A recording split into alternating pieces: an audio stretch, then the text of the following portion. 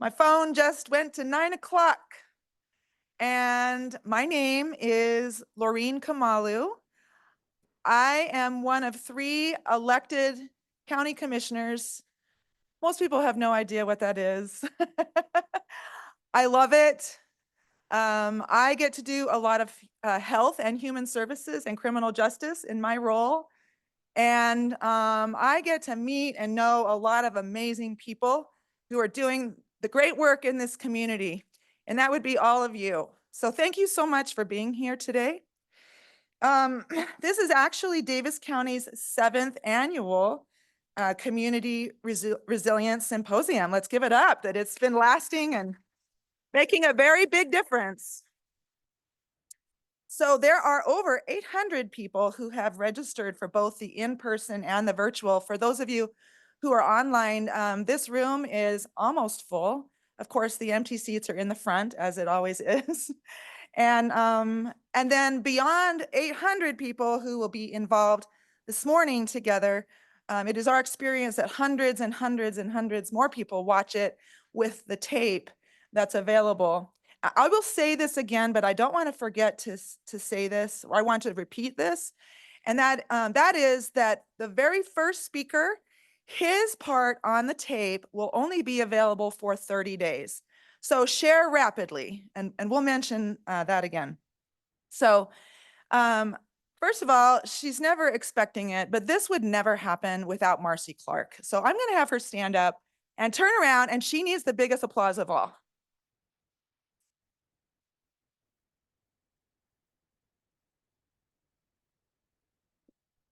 She works a great work in the health department. And honestly, all the human services work that goes on, she is the backbone. So also, I want to have the president of Davis Tech stand up right here, Darren Brush, right here. He gives us this room.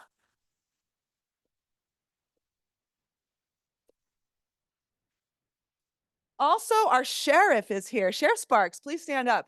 And I believe here he is. And Brandon Hatch, CEO of Davis Behavioral Health. He's also here. Where are you, Brandon? Oh, he just had to step. He's helping, of course, with people outside, but let's clap for him anyway.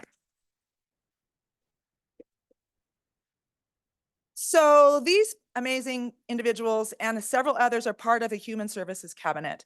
Also, any human services directors, it's their committee that came up with this idea back in 2018. Any human services directors in the room, would you please stand up and let's applaud for you? Yes.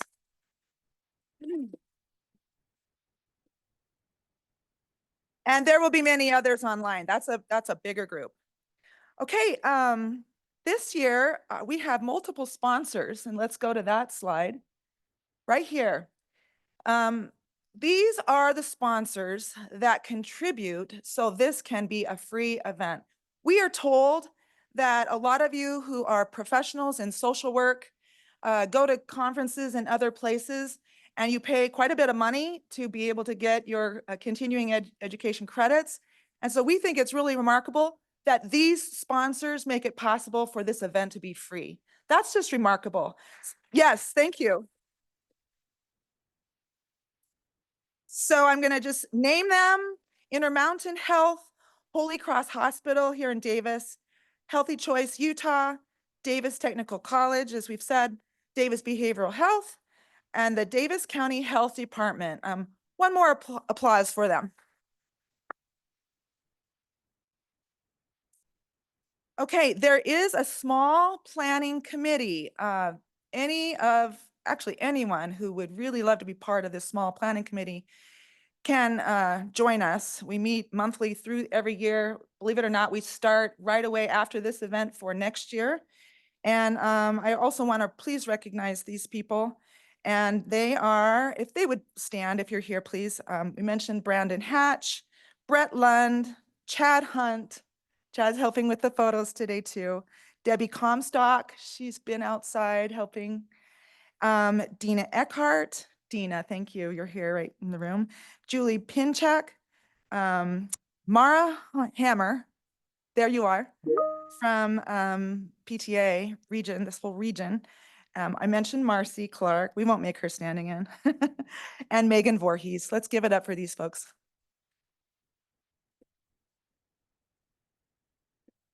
And you can see their organizations. We really, truly, we're fortunate in Davis County to have small in square miles with only 15 cities. And honestly, there is a ton of collaboration that happens, which makes it possible for a collective impact and to really come together as a community to move the needle. And that just doesn't always get to happen in big counties. And we have a big population. For those of you who do not live here, Davis County is around, well, the third largest population in all of the counties in Utah, and about 370,000 population and growing. It will fill in at about under 500,000 in our population over the next 2-3 decades. So, all right. So previous today, you were emailed the agenda and the presentation information, and all of the attendees in the room today, you have a folder with those things. So I will give only little bios, but you have full bios. So when you get a chance, you can really appreciate the caliber of presenters that come do this every year. Also, there, besides the agenda and the biographies, there is a note sheet for you and an evaluation form. That's a big deal to us. We read every single evaluation, and we get some of our ideas for speakers and topics from you. So just know that whatever you share with us, we'll get to review it and take that into consideration. So today's symposium, as I mentioned, it's being recorded.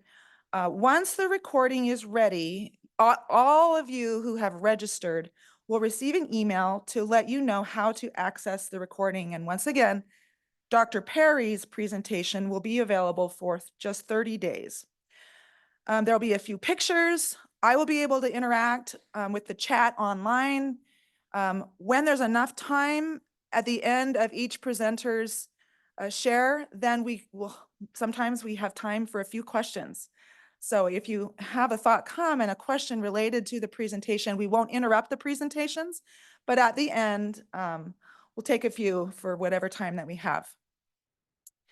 Okay, for those of you who are here and online for the continuing education credits, be sure to check your email for that information. We built something in a little different this year, and that is that you get a small break in between presenters. Before we never built in any breaks. So and yet some of us need a break for various reasons. Bathrooms are down the hall, the water refills down there also.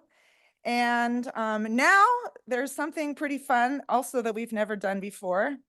And that is that because of, I would say, the fame of all three of our presenters this year, and especially someone who has several best-selling books, Dr. Perry, we have one of his books, and 15 of you are going to get his book free today. And when we talked about this, we decided that we would put something in the room that you would look for, and then you would know right this minute if you get one of his books. So there'll probably be a little bit of a stir. And of course, nothing ever goes exactly right. So some of these little tags have been falling to the ground. So look under your chair for an orange sticky tag. And yes, so hold it up if you got one. Yay. Okay. All right. Yeah. Oh, wait. Oh, wait, not yet. Not yet. During the break. Yes. So that was a good stretch. Great. I think everyone has found it. So not this minute, but during the break, you'll be able to go get your book. I just unleashed the energy. We probably should have done that sometime later. Okay. Now, reining it all back in. Let me just share a tiny bit about how important resilience is and why we came to this. I've been an elected official. I was sworn in January of 2019. This concept was born the year before I came into this office. Fun fact, the first, right, just 3 or 4 weeks after I was sworn in, I knew about the symposium coming up, but I didn't know until we got there that I would be the MC. So I had to use my resilience and not worry too much about what I'd worn, and just be ready to be an MC that day. That was kind of a fun time. Um, Also, fun fact, even though I am an elected official and I have spoken in front of groups since I was 2 years old, it makes me nervous. And so I know that when I tell my children and what I tell myself, the more you practice, the better you get. Like right there is something about resilience. And because we've done this 7 times, I know that it actually runs really, really well, and I shouldn't get as nervous. And so every year I'm a little less nervous. And last Sunday school class that I was in, I was just telling this to a couple of people on the cabinet. There was a question from the facilitator that came up, and they asked, what does everyone do when things are difficult and dark? And there was like, what's important to do? And no one was answering. And probably this was on my mind. So after about a minute of silence, and that can be a long time, in a room full of people thinking about a question that's hard for us. I mean, I raised my hand and I said, I think it's resilience. I think we have to know our therapies, and I think we have to use them. And so back in 2018, the Human Services Directors Committee had a thought that we needed to grow resilience and being trauma informed, and knowing our therapies way back then. That was years ago. Can you think about the different things that have been going on in recent years? We have been needing to grow our resilience as individuals, households, organizations, and entire communities. And so I'm glad that you understand this and feel that it's very important, because it is. So with that, I think we're right on time, a tiny bit early, but I think he's all ready. So I'm going to go ahead and introduce just the smallest part of Dr. Perry's biography. Please read it. It's remarkable that we have him here today, and thanks to technology, he is here. All right, so for those of you who don't already know, Dr. Perry is the principal of the Neurosequential Network and a professor adjunct at the School of Allied Health, just like this building is an allied health building, Human Services and Sport, La Trobe University, Melbourne, Victoria, Australia, a place I would like to go someday. Over the last 30 years, Dr. Perry has been an active teacher, clinician, and researcher in children's mental health and the neurosciences, holding a variety of academic positions. His work on the impact of abuse, neglect, and trauma on the developing brain has impacted clinical practice, programs, and policy across the world. What a big deal. He has 3 books that are mentioned here in the bio. We told you about the one that 15 of you are going to have today in your hands. I've already purchased this book as well. The first mentioned here in the bio, The Boy Who Was Raised as a Dog, Born for Love, Why? And then this one, What Happened to You? Conversations on Trauma, Resilience, and Healing, co-authored with Oprah Winfrey, which has been translated into 26 languages and has been on the New York Times bestseller list for over 100 weeks after becoming #1 on the list in April of 2021. Please help me to welcome Dr. Bruce Perry. Well, I want you to just observe. This lady right here is Rachel Anderson, who is our presenter.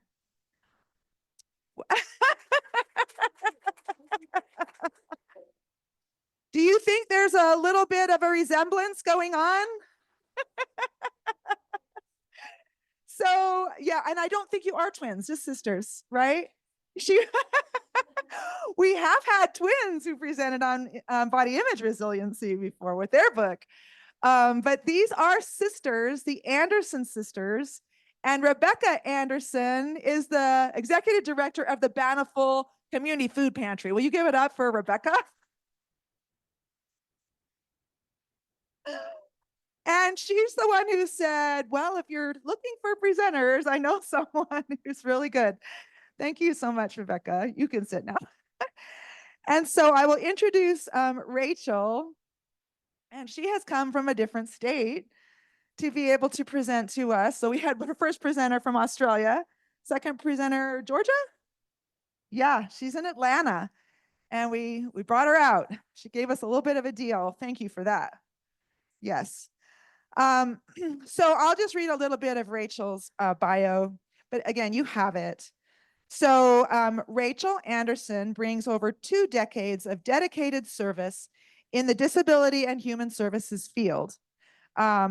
She's got the education, she's got the experience, and those together enable her to contribute to improving the lives of individuals with disabilities, but she also now consults. So she started RCA Advising to further expand her impact by providing the training and the speaking to organizations. But really, she's here for something we all need, because she has firsthand knowledge and understanding about burnout and compassion fatigue, right? I mean, we just talked a little bit about that, and I think that happens to all of us, no matter, in any of our roles that we have. So she's going to share some great things to help us understand how to recognize and avoid the pitfalls and the practice of self-care. So give it up, please, for Rachel Anderson.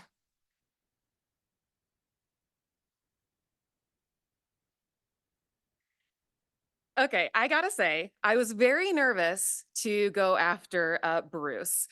I feel like he's winning in the relationship game with Oprah. So I don't think he needs any other relationships ever. But because I don't even know anyone that might know someone that might know Oprah. So this is gonna be my in. So I'd give up my sister for a relationship with Oprah. I just, so you guys do that too, right? You revert back to your 12-year-old self with your siblings. Okay, and then I do want to say too, I probably will make you a little bit uncomfortable today. That's my way of stressing you out the right amount, I hope, to where we can all grow and it'll be positive. So that is my goal today. And I will say, I am a very comfortable speaker too. I was born and raised in Utah, and there's lots of opportunities for speaking all the time. But I will say something that makes me nervous is podium standing here. So forgive me, I'm much better like around and conversational. So I'm going to build a little bit more resilience in my ability to speak at a podium. So bear with me. I am excited to be here. Like she said, I've been living in Atlanta for about the past 6 years, and it's always good to have an excuse to come to Utah to see family and friends. I was very excited that I got to see the mountains somewhat. The inversion wasn't too bad depending on the day, but I tell you, my eyeballs are like sandpaper and my lips cannot stay moist. And I feel like I am completely acclimated to the South. And so I'm probably not coming back because it's been very, very rough. So, but most of all, I agree with what Bruce had said about everyone in this room. It is likely, especially that you're here, that you are a fairly resilient person for whatever reason, whatever your circumstances were. And I also believe that about myself. But I don't want to ignore the fact that just because you have strong resiliency, or you have good connections, or you have all the things on paper that you should have, you still can experience burnout. You still can be overwhelmed. You can still have stressors that get you on that other side of that curve that he was talking about. And so today, that's what I am going to talk about. I also love that I'm talking about connections and relationships as well. That's probably the biggest thing for me. So I hope you see some overlap, and I hope that I can share a little bit more on the personal side. So before I actually get started, I want to know how many of you enjoy swearing? Right? Oh, yay! I love the hand. The rest of you are liars, but there are lots of hands in the room. So But I appreciate the honesty with most of you. So research indicates that swearing can have a positive effect on stress reduction and resilience. And using profanity during physically painful events can increase pain tolerance. So if this is a painful presentation, I will not be offended if there's some words. While swearing is often considered inappropriate, maybe in some settings, research does suggest that it can be a useful tool for stress relief, enhancing resilience, and improving physical performance when used judiciously. Now, don't overdo it because if you swear too much, it will lessen the effect when you really need it. But just something to think about. Now, obviously, I am not suggesting that swearing in moderation is going to solve all your self-care needs. But what I am saying is that I believe each one of us is very, very different. Even with our similarities and our strengths and everything, we're still very different. And utilizing self-care practices that work for you and honoring your authenticity will help you succeed. We can't all do the latest TikTok hack trend or whatever. It's not going to work for everybody. So I truly believe that we have to put some pieces together to make something that works for each of us individually. And then also you'll be able to share with the world the one thing that only you can provide because you are the only you. So today's presentation is how to unlock your potential through swearing. Um, actually, okay. Intersection of self-care and your life. Okay. Same thing. Especially if you're in the car with my sister. She is road ragey. Uh, okay. Now, the intersection of self-care and life. I spent the entirety of my career in human services, the majority working with individuals with disabilities. And like many of you, I'm extremely passionate about engaging in a career with purpose and that best fits my strengths and interests. I also really enjoy giving back to the community. I was one of those people that I believe was on that resilient side because of some of those privileged things that I had growing up. And so I do love giving back to people that maybe didn't have that. And I bet that's true for many of you guys here today. So as you know, obviously, there's lots of things that divide us today, and anywhere from politics or gender, race, age, religion, right? But something we all have in common is our humanity, and I also think that our desperate need for self-care. Though we gather here today and we're seemingly different lives, so backgrounds, experience trauma, resiliency, and the level of support that you might have or the relationships you may have in your life, I feel like we're all in the business of human services regardless of what you're doing, right? And I do mean that, like, whether you're in the home working, outside of the home working, we really are in human services. And I think that that speaks to what Bruce was saying too, with everything is built on relationships. Now, therefore, all of us can experience stress periods, periods of being overwhelmed, anxiety, depression, and burnout. So what I'm going to share with you today is really nothing groundbreaking, but I do want to share with you what works for me when I get in that place where I need support and I need to do something different. So during my career, I would say that I have had a lot of experiences of stress, a lot of self-doubt, significant periods of depression and anxiety. But as a fairly resilient and independent person, I've always been able to come out of it, right? Like I've got the coping skills. I know what I need to know. I know who I need to be connected with to pull myself out of it. But sometimes that doesn't work because you're so far under, your typical coping mechanisms are not going to work. Now, I would say that in my experience, I have two distinct periods of where I believe I had true burnout to the point where it almost derailed my life. So today I'm going to start by sharing my most recent burnout story with you.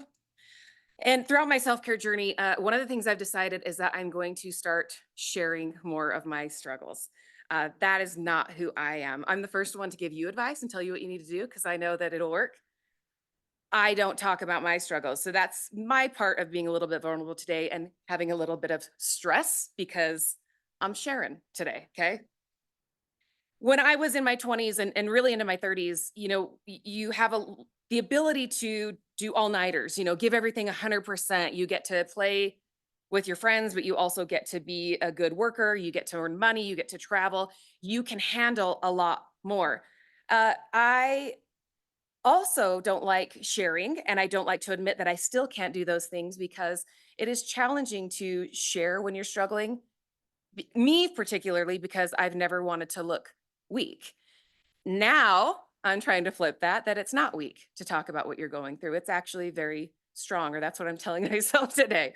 So now that I understand that I can't keep it in, one of the problems I see in my line of work is we typically know what to do, right? We know the diet we should do. We know we should eat healthy. We know these things that we should do. But with my clients and some of the organizations I work with, sometimes the biggest challenge is finding a place to start, right? Like everything feels chaotic, everything feels lost. I don't care about anything anymore. And a lot of times it's just, where do I start? So, with this, I'm going to start telling you my story, and I'm hoping that how I found my way to start, you guys might be able to as well. So get ready. So I'm one of those individuals that I've always embraced the hustle culture. I can't remember a time where I didn't have multiple jobs. I can't even remember a time where I only had two jobs, like even during grad school. And it's definitely catching up with me in middle age. Work has always been enmeshed with my values, my self-worth, and my beliefs. And there's never been much separation, and which means I'm working all the time and I'm giving to people all the time. And I bet most of you in this room can relate to that. Right now, I have a full-time job where I'm an employee. I lead a team.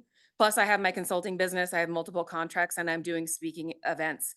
Um, all of these require travel.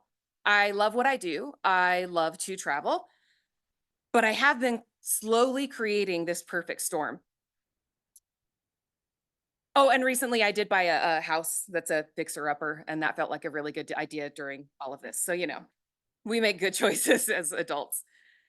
Okay, so the last couple of years, I found myself on the verge of burnout. And again, you know that we are very good at seeing when other people are struggling. Oftentimes, we don't see it in ourselves or think that we can overcome it.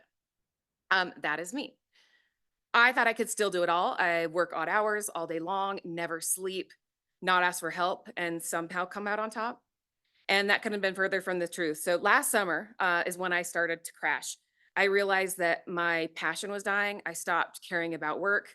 I didn't care about deadlines or my reputation. I couldn't sleep, but I also couldn't get off the couch. Though these things should have been warnings, they weren't to me. Something had to be so in my face that I couldn't miss it.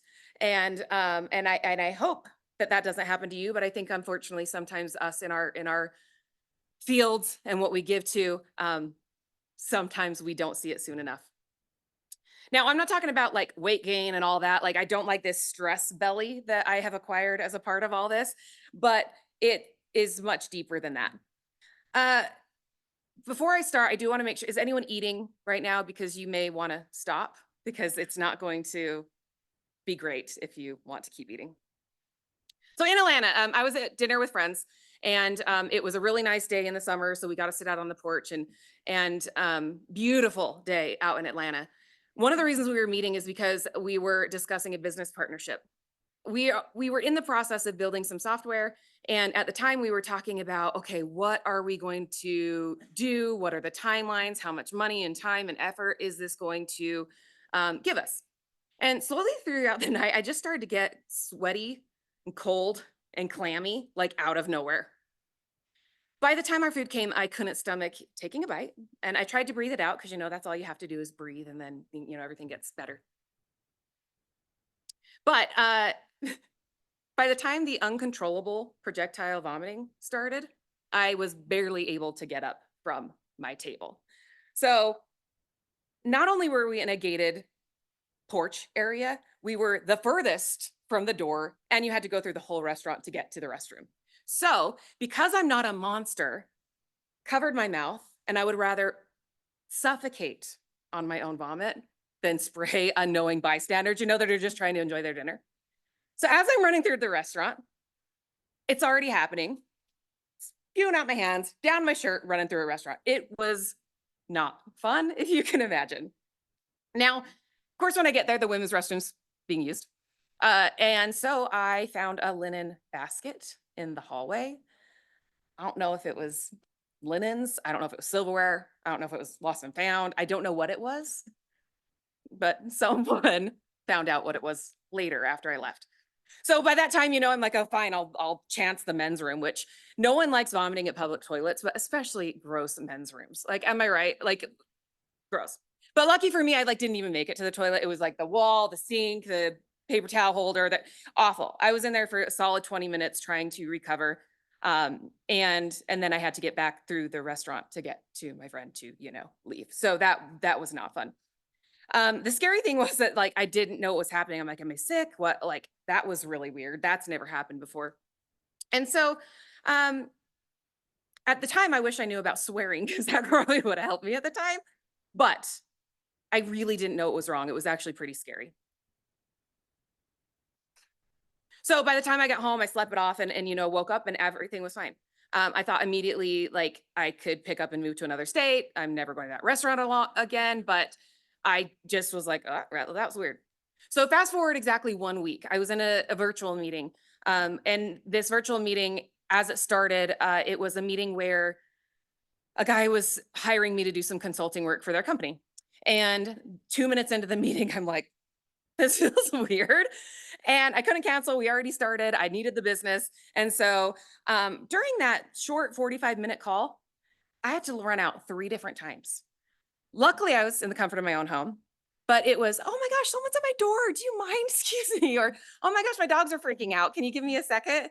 And I don't even know what the third excuse was. Right. So finish the call, go lay down, wake up 30 minutes later, and I'm totally fine.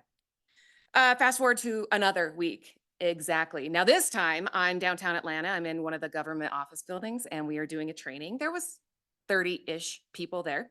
Luckily, I had just hired my friend that witnessed the first vomit extravaganza. So she knew the potential of what was going to happen. So we had this plan, right? That if I had to get up and leave, like she needed to know that like I was out, she has to take over and I'm not helping. So about 30 minutes into the training, I get the feeling, and I'm not taking chances anymore because I know what it is.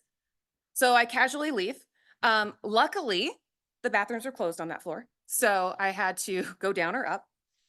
And, the last 20 feet to the bathroom where I was running, I didn't think I'd make it, but luckily I did. Got in the stall. Everything was fine.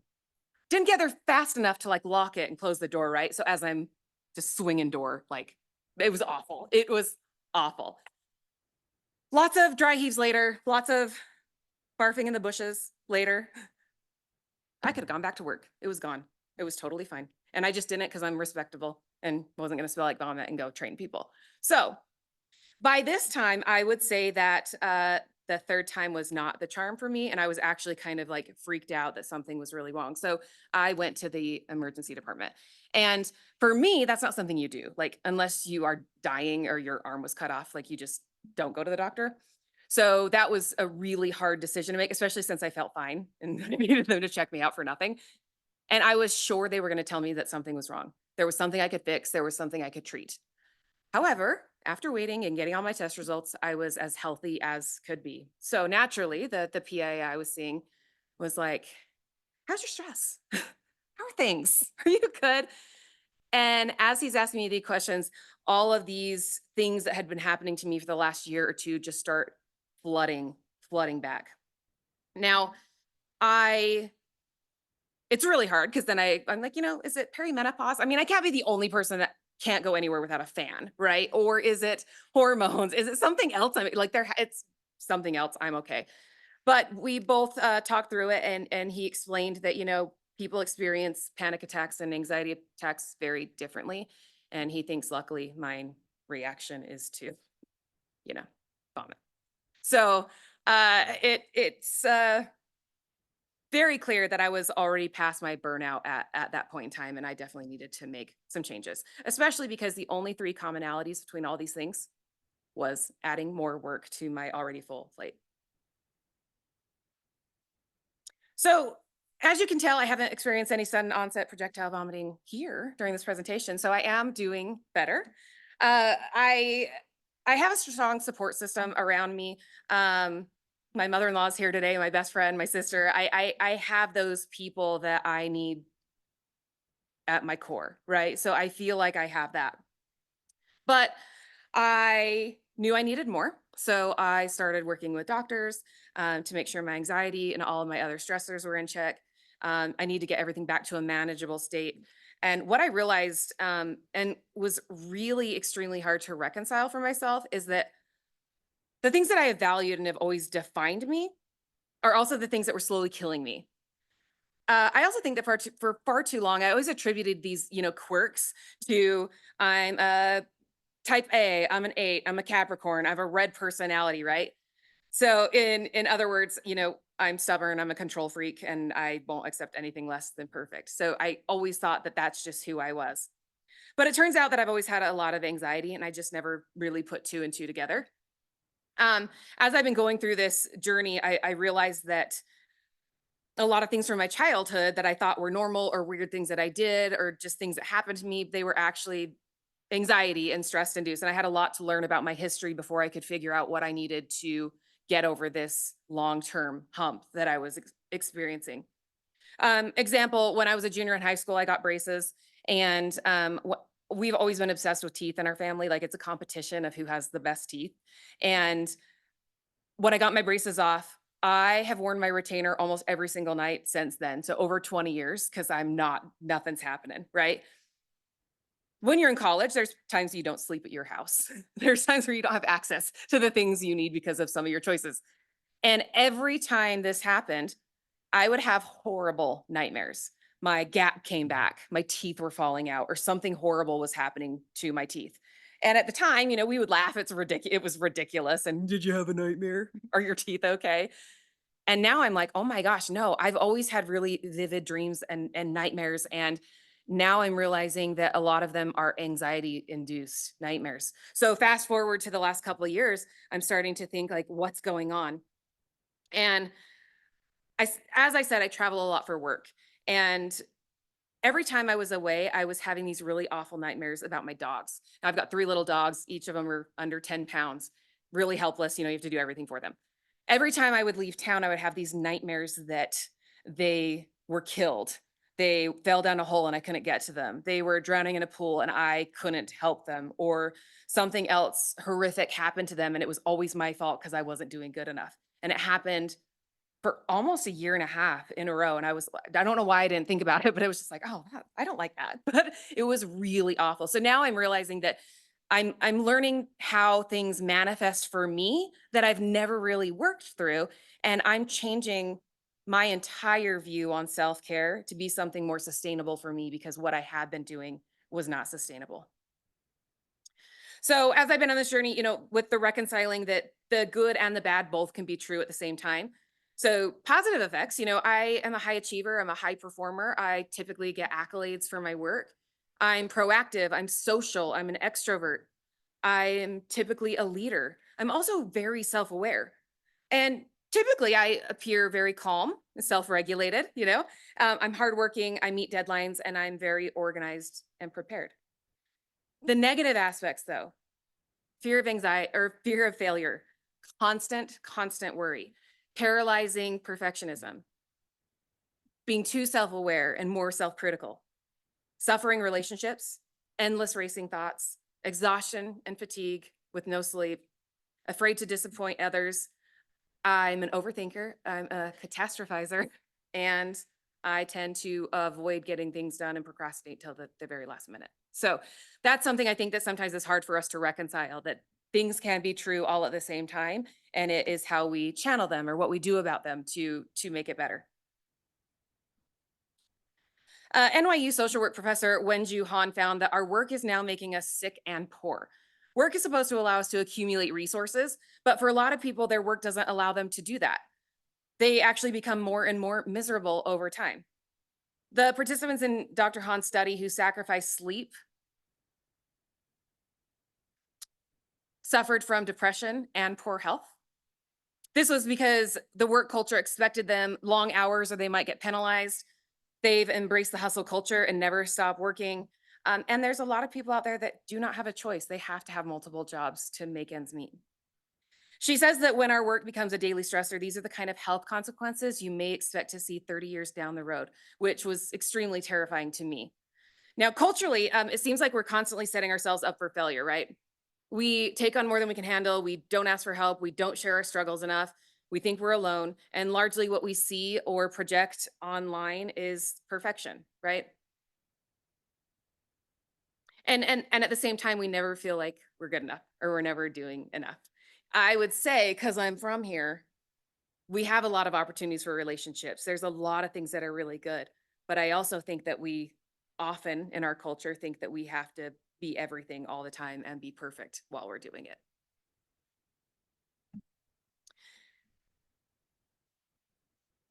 Life never stops either. And so we either don't take the time to evaluate our values or where we need to adjust our lives or just don't notice altogether. And something we all likely know, but is also backed by research, is that Americans don't use their PTO effectively or take downtime enough. Expedia releases a report every year. It's called the Vacation Deprivation Report. And for 2024, America won the gold medal for taking the fewest vacation days in the world, right? That tracks. Of the 53% of Americans that didn't use all their time off last year, the top reason was because life is too busy to plan or go on vacation. And compared to the rest of the world, Americans are nearly twice as likely to go a year or more between vacations. And there are many other reports out there that typically say the exact same thing, but it inevitably means we're going to have stress and we're going to have burnout.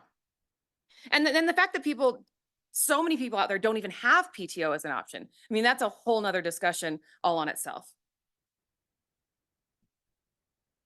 So all of this, after all this, it was super clear to me that I needed to break down my life in a sense in order for me to find some direction.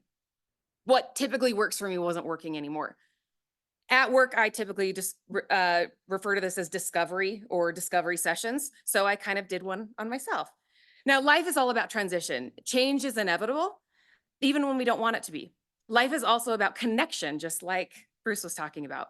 Everything's connected, peoples, animals, plants, which means we all affect each other. And we go through good times and tough times, we grow and sometimes we fall apart, but it's really how we understand ourselves and like our connection to the world. And when one area of our lives seems to be struggling, it typically affects all the other areas of our lives. For example, if you are struggling in your career or at work, you likely are struggling with your relationships at home also because it does carry over. So, what did I do? How did I go about the discovery process? Oftentimes you have therapy, you have religion, you have support, you have networks, you have non-traditional methods, whatever typically works for us to figure out who we are and what we believe. Knowing what drives you can help develop healthy relationships, improve decision making, and building confidence. Is there trauma you've not dealt with? Is there a life transition that happened to you that you didn't realize was causing your values to shift? I bring this up because many of us over time or during specific trauma events or experiences like a divorce or retirement or acquiring a disability, we can start to lose ourselves and not even realize it till it's too late. We are our own greatest asset, and unfortunately, we let our lives drive us rather than us driving, intentionally improving relationships and driving our own worlds. So the first thing after my episode, well, the first thing I did was create a vomit care package that I carry around with me everywhere just to be safe. But after that, I took a break from life. I took some sick time, and then I had a trip planned for Hawaii for work. I had to do some consulting in Hawaii. I canceled that trip and changed it to a self-care retreat for myself instead. I didn't know how much I needed sleep, I relaxing, reading a book at the beach until I was there. This also gave me time, for my personal discovery and make a plan for what I was going to do next. So, where to start? Clearly, I was going through some sort of life transition. I wasn't sure what that was. And I'm not going to play it for you, but have you guys seen this kayak commercial? It's like the greatest commercial of all time where the lady thinks she has to do everything. She can't trust anyone to help her and she like makes herself a scarecrow. Look it up because it is so great.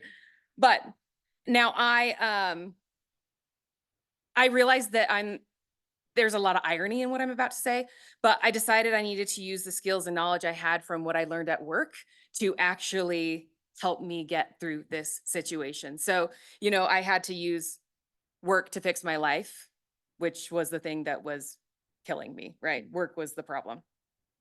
So professionals tend to be great at providing their services or advice to others, but we typically don't take the time to use it, right? And I am no different. Accountants might be really great at their customers' taxes, but do they know their personal finance? Contractors, can build your house, but they often have unfinished projects at their own house. Parents, you might be really good at giving advice or making your limiting screen time for your kids, but do you limit it for yourself and the rest of the family? I'm really great at giving advice for others to get help, but not good at getting help myself. Um, so figuring out where to start was the hardest thing. So that was kind of my biggest journey. I didn't want any more false starts. I didn't want to do something that would eventually fade and get me to the same place I was. So before I get into what I did next, I just want to talk about a couple of things that I want to make sure we're all on the same page about. Now, I agree with Bruce that he was talking. There's lots of models out there, right? There's all these things, and I just want you to take pieces of it that will work for you or relate to you. But burnout is no joke, right? Today, when people describe themselves as being burnt out, they're really talking about experiencing physical and mental fatigue, as well as emotional exhaustion and depletion. I think many of us are overwhelmed. I'm very overwhelmed right now. But burnout is really a different story. The real danger of burnout goes far beyond the feelings of exhaustion and fatigue. People experiencing true burnout distance themselves emotionally and cognitively from not only the work itself, but also their colleagues. Now, this is a coping mechanism, right, to protect themselves and make things more manageable. But it does result in them being more likely to initiate interpersonal conflicts, exhibiting lack of concern, being hostile towards others, and a variety of other things. This is because their extreme fatigue and exhaustion has inhibited their abilities to be considerate of others and to regulate their own emotions. Consequently, consequently, the affected individuals will feel diminished self-efficacy, lack of personal competency and productivity, and a low self-evaluation. Burnout can also make it hard for us to relax, enjoy leisure activities, and socialize with others. According to a 2020 article published by Ohio State University, people who experience chronic burnout have a 26 to 35% higher risk of early mortality under the age of 45 and pain problems, are 3 times more likely to have increased risk of experiencing future depression and coronary heart disease, and have an increased risk of developing type 2 diabetes. It goes on to talk about the factors that lead to burnout that simply taking a relaxing bath or going on a run or taking a 3-day weekend are not going to solve.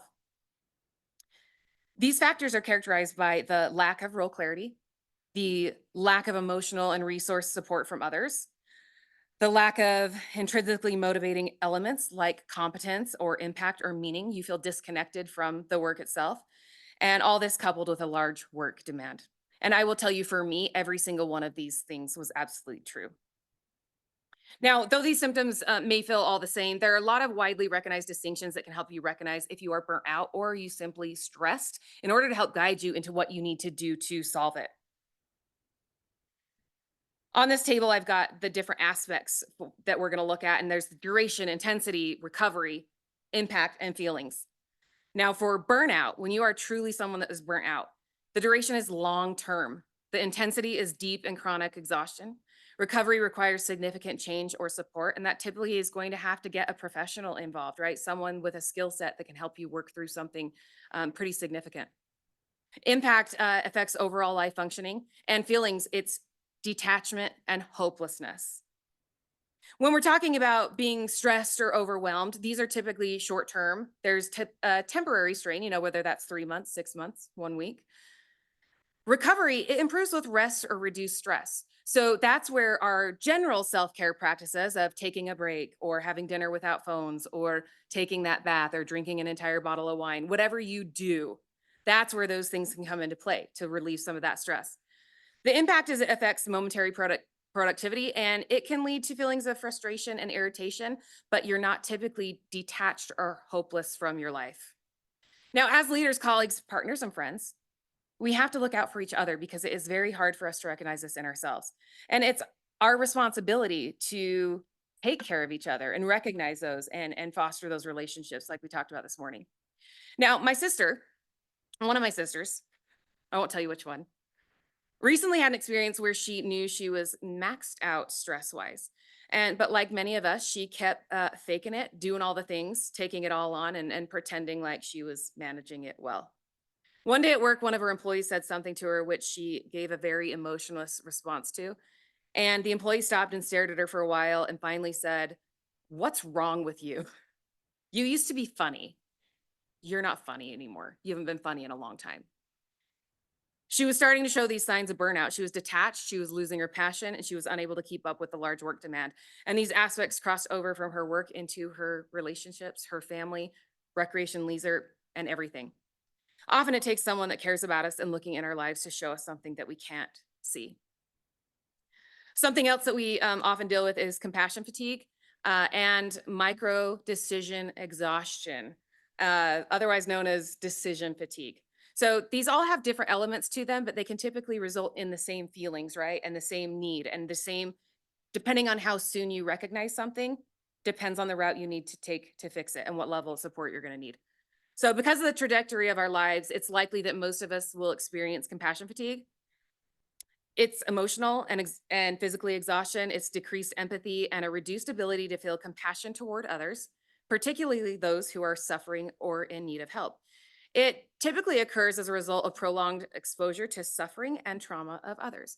We see this a lot in human services, emergency services, hospitals, other industries, and we also see it outside of the workforce. So, for people who are maybe parents who are caregivers for a child with a significant disability, or maybe it's older children who are caring for their aging adults.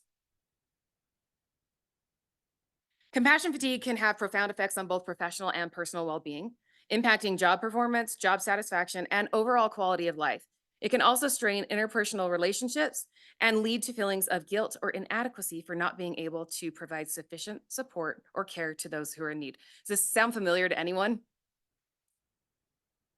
Sadly, it does, right?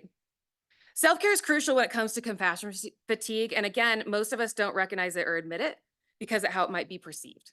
Now, keep in mind that this is an aspect of life and it really can show itself in many ways, unsuspecting ways. And it's sometimes something that many of us don't take the time to fix. I also want to talk about work life balance real quick. I have a very strong opinion about work life balance. And so I don't have time to go into all of my feelings about work life balance, but I think it's one more fantasy that we're constantly failing at. It's something we're supposed to achieve to be well, and it's nothing we can ever achieve. So I think it's a made up thing that makes us just feel like failures constantly, or at least that's what it feels like to me. You always have to give up something to do something else, right? That's inevitable. You guys all came here today, which means you took off work, you missed your kids' school play, you missed a funeral that you were going to go to. You intentionally chose to do this and you had to let go of something else. We all make choices that will affect another part of our life, but unfortunately, we don't typically intentionally make those decisions. We're kind of just going with the flow and doing whatever we feel like we need to.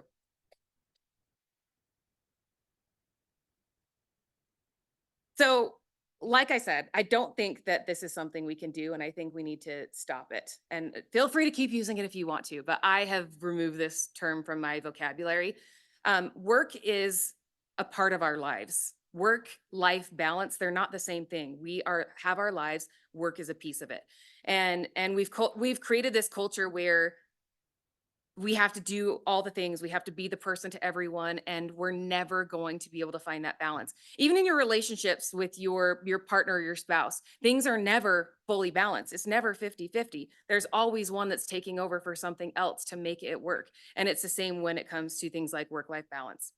And obviously we tend to multitask. We tend to think we have to be doing everything at the same time. And we're not good at multitasking. You probably all know that. We're just really good at doing a lot of things subpar and really getting diminishing returns at that point. So, what I like to talk about is work life integration. Rather than work being or driving my life, I needed to find something that I could fit work into the life that I wanted to have. So, work life integration shifts away from the traditional notion of work life balance toward a more integrated approach that acknowledges the interconnectedness of work and personal life. So, work life integration emphasizes flexibility, autonomy, boundary management, allowing individuals to blend work and personal responsibilities in ways that suit their lifestyle or preferences. In the disability field, we typically call this conditions for employment. So, conditions can vary from flexible schedules to the amount of autonomy you're given, to the level of creativity you're allowed to have, or just never working on Sundays. Boundaries in all aspects of our lives are often difficult to set and even more difficult to enforce. And being able to ride your bike to work because you don't have a car or you don't have transportation may be a condition that you are unwilling to compromise on. And if you're struggling with being overwhelmed or overworked, even if you're in your dream career, you need to self evaluate. Is this helping my life or is this running my life and not in a good way? Then we've got the micro decision exhaustion. Like I said, all these things kind of feel very similar, and it's really good to know what you're actually experiencing and where it's coming from so that you can solve it, like I've talked about. And this one, I think many of us, especially if you're parents, I see this a lot with people with parents, constant making decisions all day long, little decisions here, there, all over the place. Research on decision fatigue and micro decision exhaustion aligns with the psychological understanding of how cumulative choices deplete cognitive resources, leading to reduced decision making quality. Decision fatigue is shown to impact both high stakes and routine choices. Studies indicate that repetitive small decisions, even if they seem trivial, can drain mental resources significantly. This drain can lead to impulsive choices, avoidance behaviors, and when cognitive resources become too depleted. Similarly, research in healthcare suggests that decision fatigue from continuous micro decisions can lead to burnout, which is particularly problematic in high stress environments where mental clarity is crucial for patients or clients or students or whoever you are taking care of. A couple of things that if you leave this unaddressed, clearly there can be long-term problems from this. A couple of strategies to mitigate this might be automated routine decisions, right? This is why having a meal plan isn't just for your budget. It isn't just so you know what to buy at the grocery store. You have a meal plan every night of the week. By the time you get home late from work with your kids, you don't have to figure something out or decide what's going to happen. You probably don't have the mental capacity by that time. So having that already planned out, one less thing you have to do. Same thing if you want to plan your workouts for the week, or this is the week I'm going to go on a hike. Scheduling those in, you don't even have to think about it. So I think we have to just manage our time a little bit more, being intentional so that a lot of decisions are made for us. Now, see, as you can tell, self care does not have to be massages and facials or a beach vacation, but integrating practices that alleviate the effects of burnout, stress, compassion fatigue, and decision fatigue will help you greatly with self care sustainability. Now, I considered a lot of things when I was going through my journey again, how I was going to solve this. And I told you that I decided to follow some of my work practices to solve this. I considered a lot of different things that I was going to do, but I ultimately landed on doing a risk assessment. That is something I do with companies, I do it at home, just kind of figuring out how to prioritize, right? A lot of people aren't familiar with some of these practices, but prioritizing is always hard, whether it's work, home, or whatever it is. So I thought that doing a risk assessment would be the thing that worked the best for me. One of the things that I felt was missing because of this transition that I was experiencing, I was unclear on what my personal values were at the time. I really needed to figure out, what do I value at this point in my life? And is that in alignment with how I'm living my life? So that's where I had to start. I had to figure out what my values were. When I got to the risk assessment, so a risk assessment is a matrix commonly used in business quality management principles, to assign or assess priority risks, and you evaluate the impact they're going to have on you, the likelihood that they're going to occur, to prioritize what you need to work on. In the context of personal values, life domains, and current circumstances of what I was going through, the risk matrix served as a framework for me to fully assess what was going on in my life and making sure I knew that one place that I could start that would have the biggest impact. Because if I didn't, it would also have the biggest consequence. I ended up creating a risk matrix that now I'm calling the self care compass. And it's intended to guide you through value-based self-care journey based on these are my values. These are the risks or the negative impacts in this life domain if I don't do something here. And then also compared to what detections I have in place, like how do I monitor things? Do I have things that are going to tell me that this is going to blow up before it actually does blow up? So, what this has done, it's really worked for me. I've had to play with it a little bit, but I thought if this helped me prioritize what I needed to do, maybe it could help others if you wanted to look at it from a value based perspective. So, when I did this, my top three, no surprise, the things I needed to work on the most were health and wellness, career and ambition, and recreation and leisure. Though my work is causing my burnout, changes at work were not going to make the impact that I needed based on what I valued. So my needs were bigger than a vacation and again that bottle of wine or the bath or whatever your self-care practice is. I knew that this was going to be more of a long-term fix and I would need professionals on my side.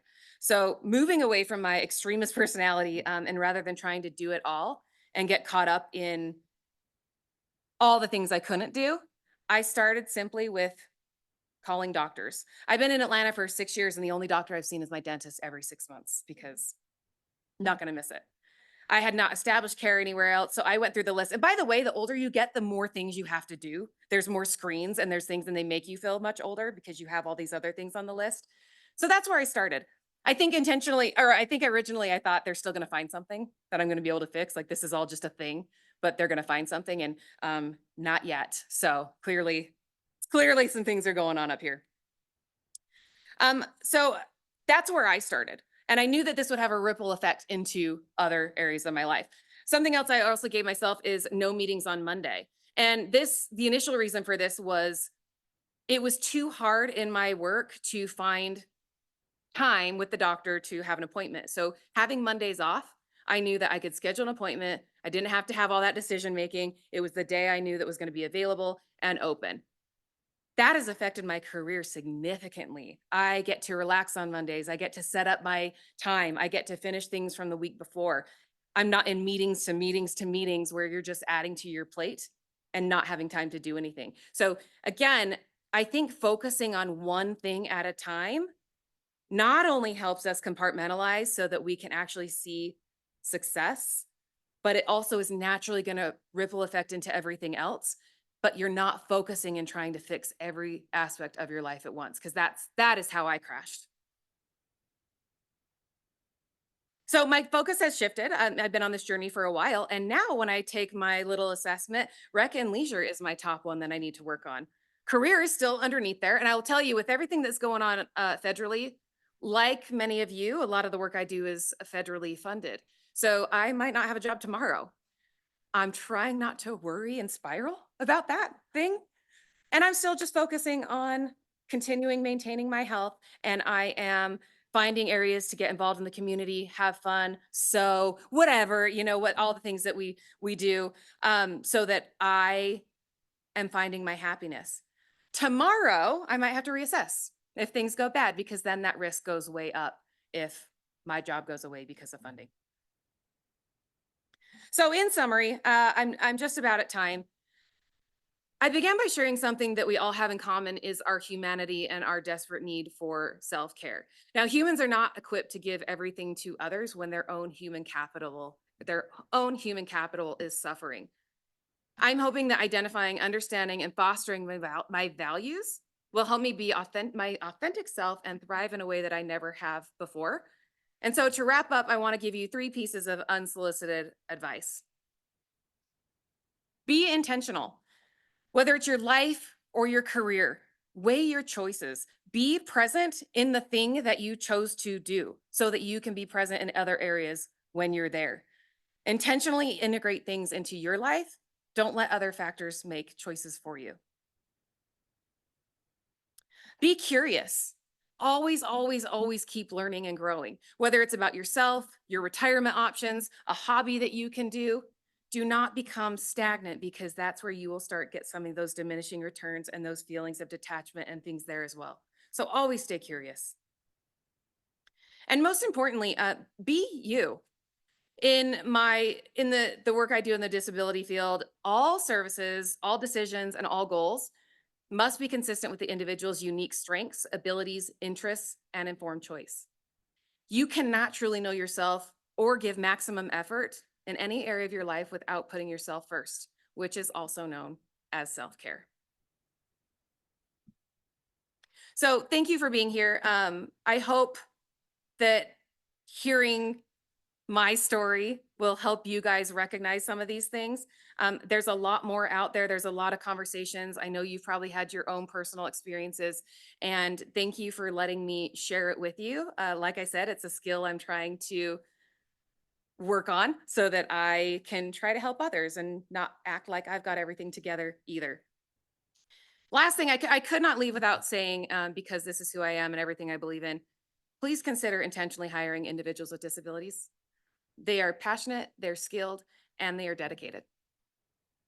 If you want a copy of this presentation, or if you want to reach out, my website is rcadvising.com. If you're interested in kind of testing out this self-care compass, I'd love for you to try it. I'd love to see if it helps you get a starting place, focus some of your energy into what you might need.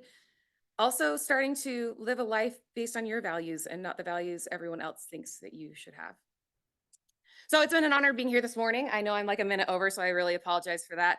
And I hope you take away something from this and not just vomit or swearing. I hope you got something out of that. But remember that unlocking our potential really begins with recognizing the need for support. So I hope you guys all ask for support when you need it. So she is a recording artist. She's a pianist, one of the 5 Browns. And like so many of us, especially with social media, you can just look at what people post and just think they've got a perfect life. That's a perfect family. And no one has that. No one has that. She is a survivor of child abuse, which some of you probably know that. She's also a concert pianist. She's recorded 8 albums, lots of things. They all have your bio. So I'm not going to read the whole thing. But her personal experience with abuse in her childhood has led to advocating for survivors of child abuse and sexual violence, which is very prevalent across the United States. And Utah is not immune. The numbers are actually some of the worst in Utah for both of those things, surprisingly. So she's taken all of that. She believes in prevention efforts. She works with Prevent Child Abuse Utah. She's the program administrator of the Utah Family Strengthening Network. She works with the Protective Factor Framework, the standards of quality for family strengthening and support. We're learning that we all need supports and that the relationships should be protective, right? So even more. And please just have a wonderful time this hour with my friend Deandra Brown.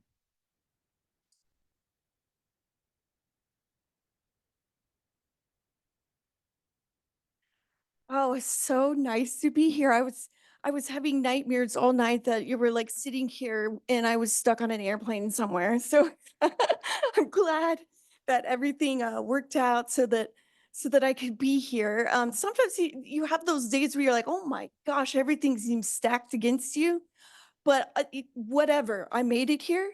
And I love seeing your wonderful faces. And I have attended this symposium for 2 or 3 years. So it's really amazing to be able to be up here sharing parts of my life with you. I'm quite honored to be in a room full of people who are very invested in this work and aren't just here because it's maybe attached to your day job, but you're here because you really care about people. Somebody coming from a past childhood of trauma, that means a lot. And to look upon your faces, a full room like this, is really pretty exciting. Knowing that there's so much good that we can all do and will continue to do together. So, as was mentioned, I tour with my brothers and sisters, the 5 Browns.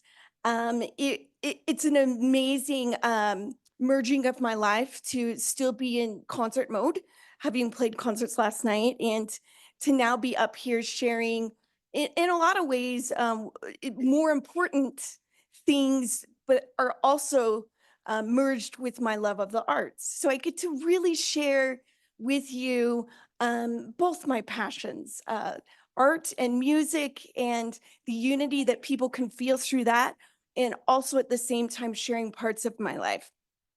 So I completed all my education at the Juilliard School in New York City. I still have a sister there, get to visit very often. But music really was my life. It was my passion all growing up. It was what I wanted to do with my life, and something that I'd thrown my time and my efforts into from the time I was 3 years old. It was pretty much all that I knew, and quickly became part of my identity a lot growing up, and for good and for bad in some ways. I even half-heartedly joked to my husband right after we got married that I may not be able to cook dinner, but I can really play some beautiful music while you do. And all these years later, that has still remains my I don't know, what do you call it? Ability to contribute in our home environment. So, so my remarks today I want to share with you are not just like a telling of my life and my experiences. It's important to me that the things that I share with you about my life help you to better understand the journey of a trauma survivor and how you can really find hope and optimism even in so much darkness and despair. So let's go ahead and dive in.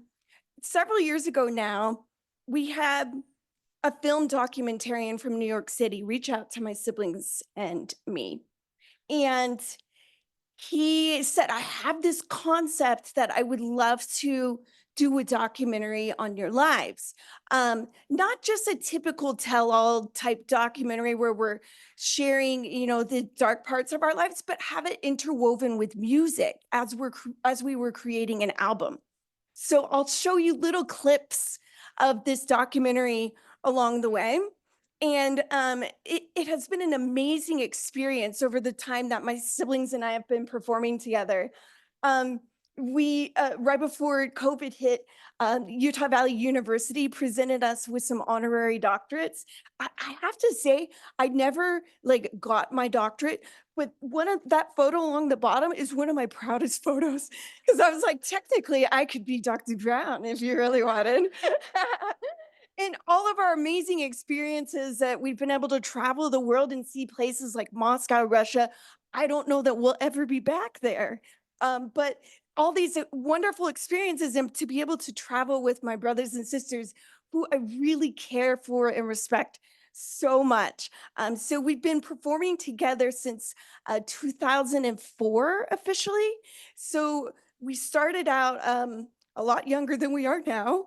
But our dream was to share classical music with the next generation, to have not just grandparents coming out to classical music concerts, but grandparents attending with their children and their grandchildren. And it's been an incredible experience over the past 20 plus years to be able to see generations of kids getting excited about good quality classical music. So it's been an amazing opportunity to be able to share that side and that passion of my life. I want to show you a trailer clip from the documentary that I spoke of, just to sort of cue us up for some of the things that we're going to discuss today. And you can get a good sense of the different sides of our life. And we'll talk more in depth about the things that were very much hidden from the public eye for some time.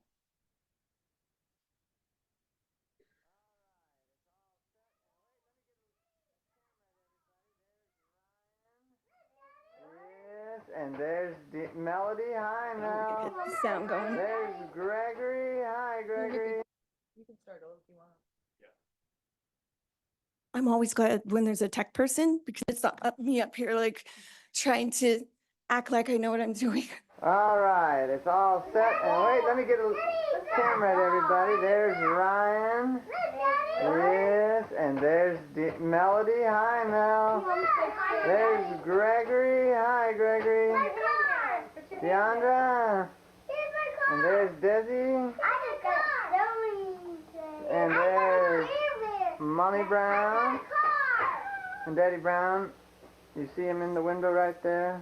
Daddy Brown in the window. Daddy Brown in the window. Okay. Let's sing. Ready? Yes. Happy, happy Birthday, Deandra.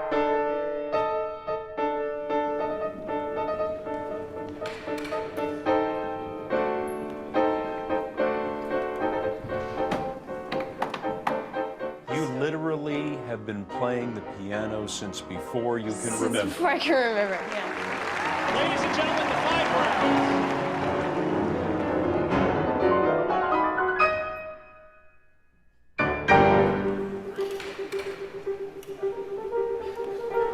Who didn't think getting up at 4:30 in the morning was a good idea to play the piano?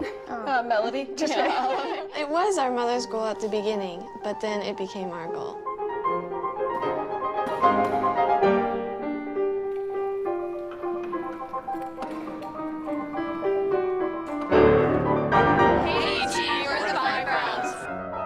How do you practice? It's really hard because we're trying to juggle classes and tour.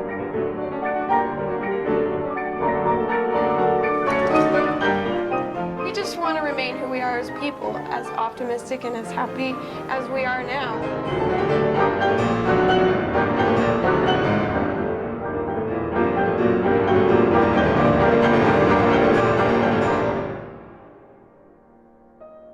On the surface, I mean, we were the 60 Minutes family.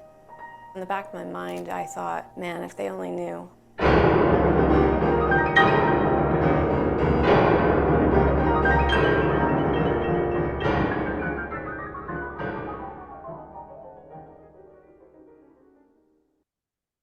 So we quickly became known as like the perfect family. I remember some of the taglines, oh, they play in life is in perfect harmony, and all these, taglines that were associated with us that we certainly didn't go to any lengths to dispute at the time either.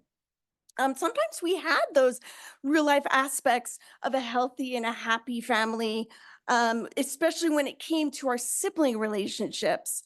But very early on, and for the first many, many years, my parents were acting as our managers and traveling with us. And as you can imagine, like some of those dynamics of having growing adult children and having their parents tour with them, there were some real struggles behind the scenes that I'll get into in a little bit.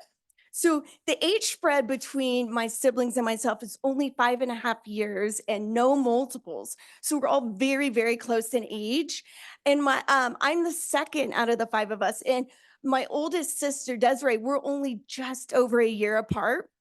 And then so 5.5 from her down to my brother Ryan. Not only were we close in age, but we shared everything with each other, and we considered each other our best friends all growing up. We grew up in a very religious home environment, and eventually our parents insisted on homeschooling us for most of our growing up years. And the reasoning behind this was, oh, it will give you so much more time to practice the piano daily. But they also had a dual purpose of how they put it, sheltering and protecting us from the world is how they called it. I was a very, very shy child. I was quite literally afraid of my own shadow as a 2-year-old. Ran inside crying because it kept following me around and wouldn't leave.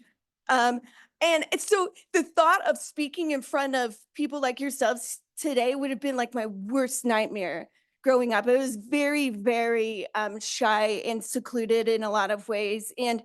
Um, and I was concerned about being homeschooled in the 80s and 90s. It's much more, prevalent now, but in the 80s and 90s, I was concerned about it because I knew that I was bound to be very, very isolated.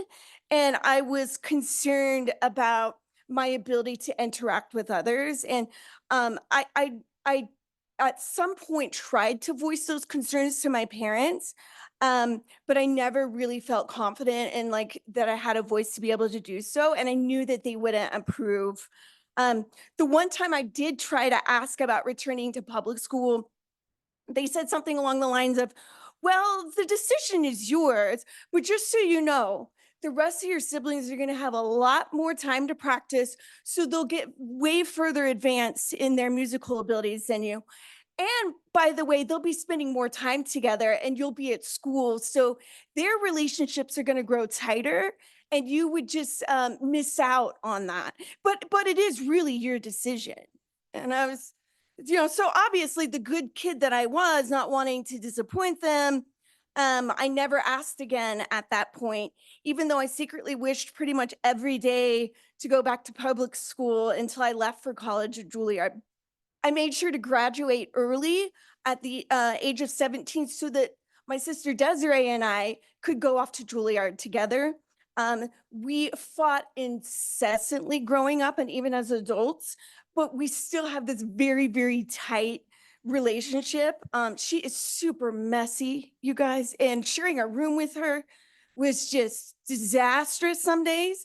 And it was one of those sibling relationships. I know that you were talking about your siblings earlier, and I was just like, yep, we know the good, bad, and the ugly about each other, and we know how to push those buttons. But all throughout it, we were still thought of as almost twins because we had this strong desire and passion for music. We like would share our lives with each other.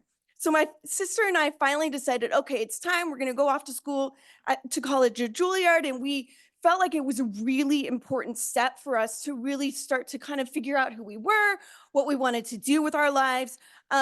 And it was quite honestly a nice physical break. My parents were still living here in Utah, and we were able to go off to school in New York City and feel like we could start to kind of figure out who we really were, having that freedom and that ability to breathe and grow into our own people. It really, looking back, was one of the most important decisions that I could have made. But it didn't last long before my parents picked up and moved to New York City with our siblings so that they could also get wonderful training at the Juilliard School. So I was excited that they were going to be able to study from the same professors, but immediately we got yanked from dorm life as college freshmen back into a home environment outside of New York City. And it was a really tough transition to really being able to start to explore who you really are, to go get zapped right back into that environment where it was an unhealthy environment that we'd grown up in, and to really feel like we were under their thumb again was a difficult time. Things got so bad several times that I honestly wondered if I should end my life. It was very, very difficult to really feel who I was, if I had a purpose, if I could ever live up to their expectations. So we lived at home with them outside of New York for 2 years, and with everyone, living back in the home environment under my parents. And after 2 years, my sister and I said, we said, we don't care what loans we have to take on, but for the good of ourselves and our mental health, this is a toxic environment. And we moved back into the dorms despite my parents' very strong objections. And I'm kind of proud that we made that big step. And it reminds me of the importance of just sometimes you have to set those obstacles aside and just do it because you know that your life depends on it in some ways. So we finally started to branch out and find ourselves, and we were relieved that we could explore life again and have the freedom to be able to think who we wanted to be. So after a year, I eventually graduated with my bachelor's and my master's at Juilliard. My parents had since moved back to Utah, and after graduating in 2003, I was so burnt out from the stress load of being at Juilliard and the ridiculous amount of pressure that I graduated not knowing if I ever wanted to play the piano again. And instead, I threw everything into planning a wedding to my wonderful husband, who is standing over here or sitting in the corner. There he is. And I put everything into that while I was sort of at this time where I was like, I don't even know if I want to play anymore. This has been a lot. And my husband, he was filled with such love and patience and kindness during this time of me trying to find myself and break away from this toxic environment with my home environment with my parents. And shortly after our honeymoon, the 5 Browns began, and my life was flipped upside down, and I had to make a decision like within minutes. Do you want to have a performing career? I guess so. And I'm glad that I stuck it through. But man, there have been some difficult moments along the way. Those early touring years were filled with so many wonderful memories too, mostly with my siblings, laughing and like crazy stories that we have to tell, that we still look back on and think, wow, these are some crazy experiences that we've had a chance to do together. But at the same time, we were mixed with a lot of the worst moments of my life too. Um, Arguments galore and trying to kind of figure out how we were going to make it through touring with my parents on the road with us. There was one particular tour of Japan. I still like, at some point, I want to go back to Japan and not have it tainted by like so much going on in my life, because I know there's a lot of incredible, amazing things to do there, but all I have are these weird memories. But there was one particular tour, and you'll hear in this next clip, my sister mentions it. I remember just argument after argument of like trying to be involved in the scheduling, fighting for time home so that I was a newlywed still, trying to fight for time home to see my husband, and trying to like help have a say in the direction of our career, with my parents really just sort of all out deciding everything. Um, and but even still, there was a lot of dark secrets that never came out in the midst of so many arguments. And things that my siblings and I had never told each other, and we thought we knew everything about each other. And I want to give you a sense of how it all started to go down at this point in time.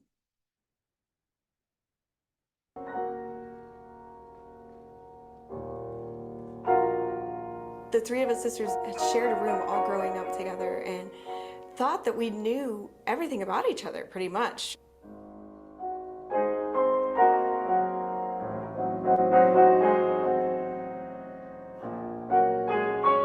In the fall of 2007, we were in the middle of a concert tour.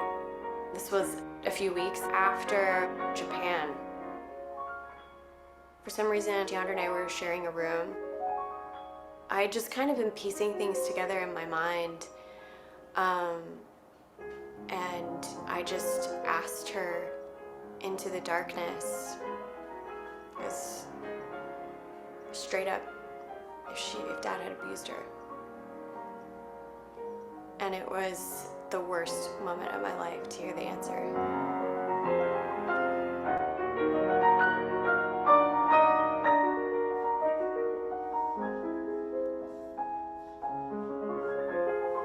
We realized that we had both been sexually abused by my father and had never told a soul about it. And we suspected that if the 2 of us had been abused, that our younger sister Melody had also, and we were correct when we approached her the next day.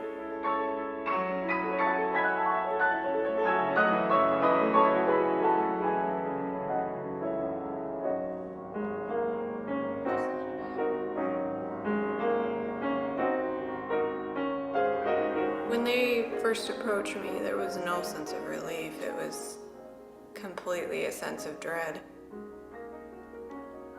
I knew that once all of us knew, that it was going to have to be dealt with. That was one of my biggest fears.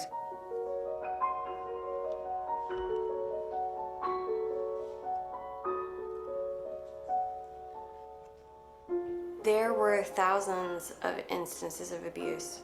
Several hundred of them qualify as rape of a child under the law.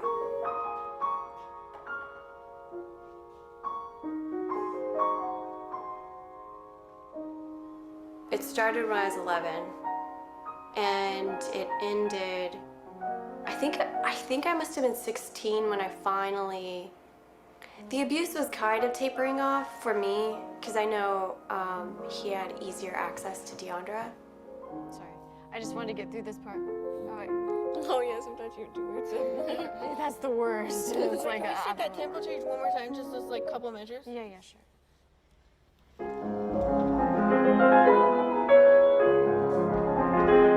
Remember that melody? Yeah, I know. I'm just trying to stay together more too. The next day we went and confronted my parents and my dad about it. And it was weird. Stomp on your finger one time up here. I was like, Bing. oh, is he? Okay. Whose phone? Does he? Oh, it's mine.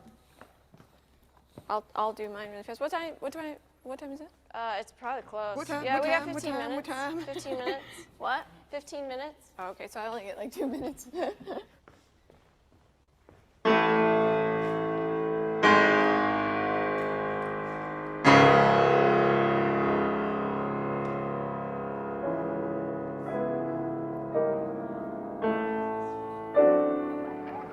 Oh, you've been picking flowers?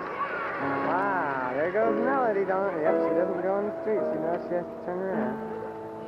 Hi, Dion. Wow, that's pretty. Well, thank you. Go give them to Mommy, okay? People probably wonder how so much abuse over so many years with 3 victims can happen in a household with 7 people who are homeschooled. You know, even I'm like, I don't even know. Let me come around to the other side. Hi, how are you? The day I found out about the abuse with my sisters, I think I was 20 years old. You want to eat the cake? Yeah. It was 2007. There was definitely an argument with my sisters and my parents, and then my sisters were like, well, you gotta tell them. My parents were like pushing back against that. They didn't want Ryan and I to know. I remember Desi being like, all right, you're telling him right now or else I am. And so my dad told Ryan and me what had happened, and he was, I'll never forget what he said. He said, I'm not the man you always thought I was, or something like that. I instantly felt sick to my stomach. Like I felt like I was gonna pass out. I didn't think that my sisters were forcing him to tell us that. I knew that he was telling the truth. I started thinking about my sisters and the past, and then things started making more sense to me. It was just so shocking. Okay, there you are. This is the cameraman you never see. Yeah, Merry Christmas, Daddy. Merry Christmas to you, Hey, Dad. let me do it.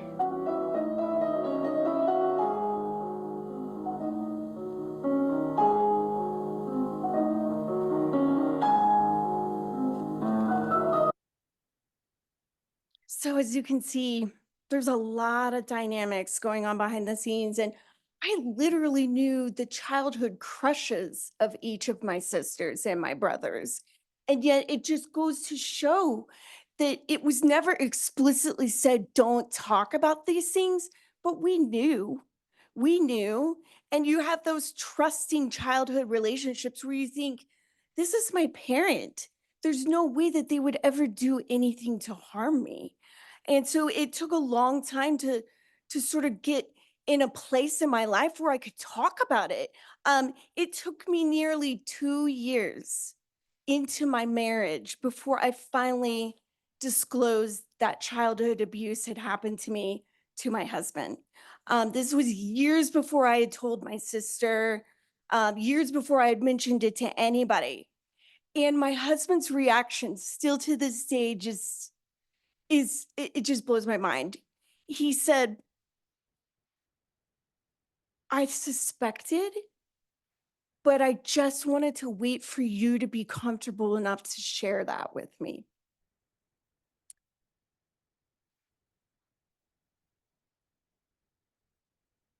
His reaction was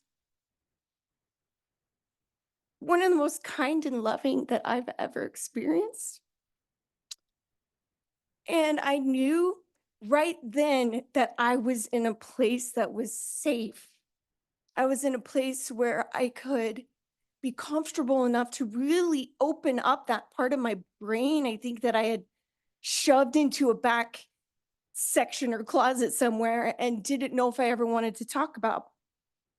And this is the person that he simply is every day. We're coming up on our 22nd wedding anniversary this summer.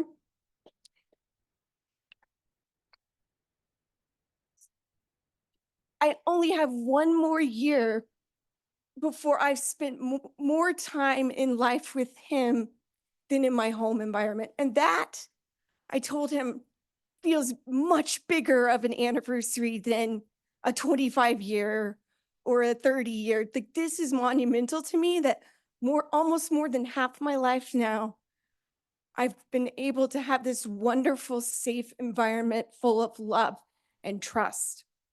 My sisters and I never imagined that we would move forward, speaking with law enforcement.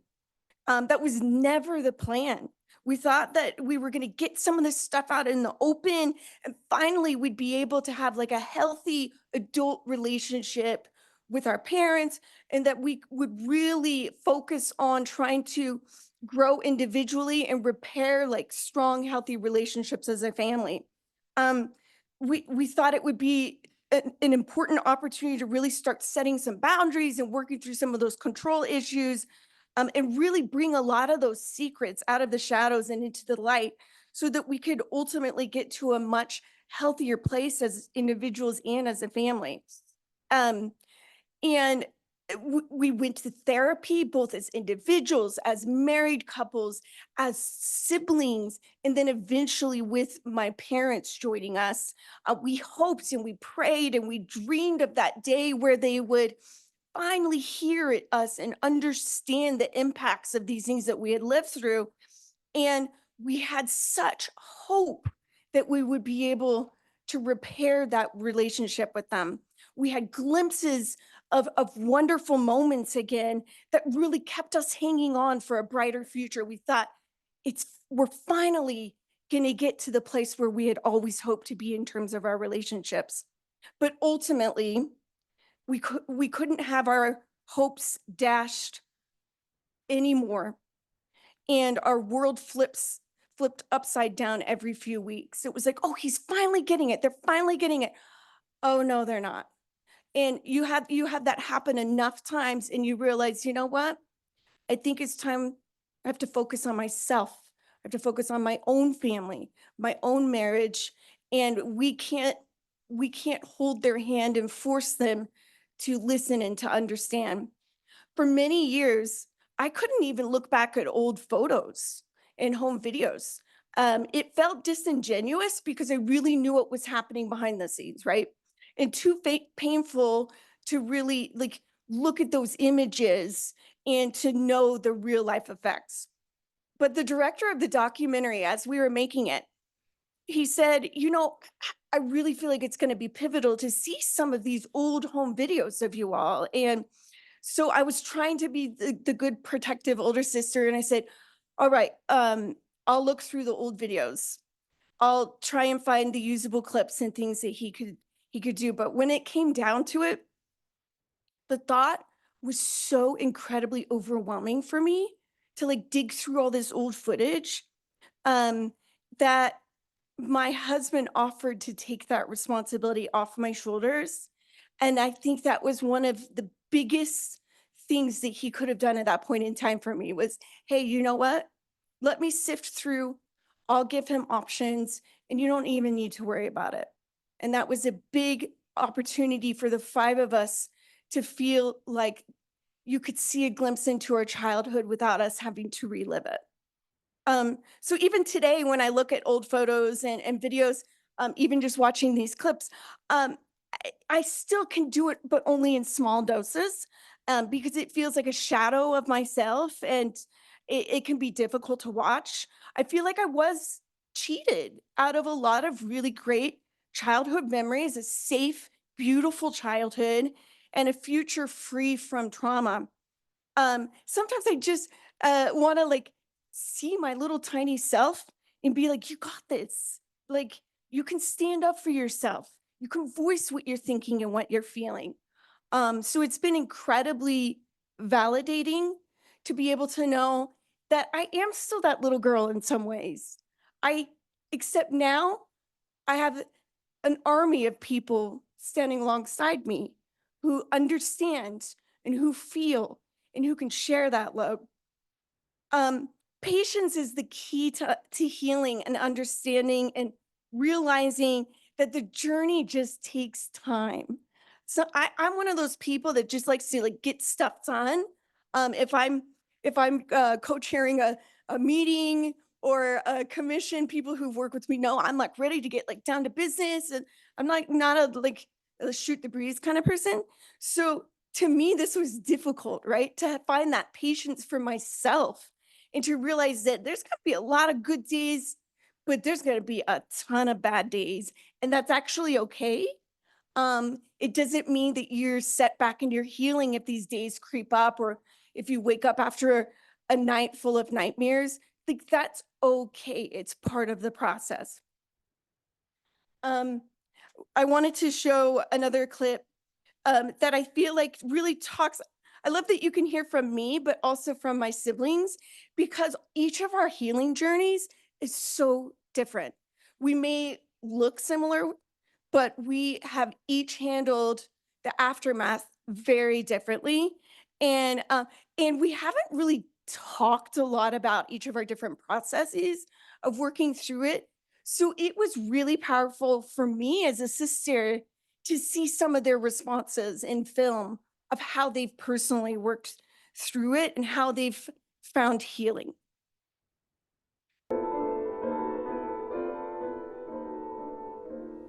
You don't realize it's there, the abuse and everything. For me, it literally hit me when I was looking in a mirror before going off to school one day to Juilliard. I just remember looking in the mirror and it just hit like out of nowhere. You have no control over it. And then you start digging. You start digging through these layers upon layers of memory.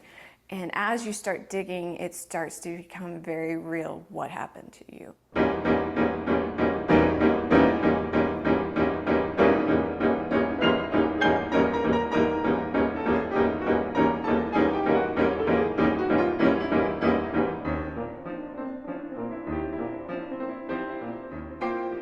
My siblings and I, and my parents too, were all very big into writing each other cards for holidays, birthdays, Christmas. And I must have just kept a whole stack of them. To our dear sweet Melody, you have truly been a blessing in our lives. We are all so glad. So I was going through these boxes and I just found my stack of cards. What do I do with this? Is this trash or is this keep? And I kept going through that. Is this trash or is this keep? Is this trash or is this keep? And it started really affecting me because as you're going through all this stuff, you start thinking, are my memories trash or are they keep? Do I want all of these cards, all these great memories of my family when things were better? Do I want those in the landfill?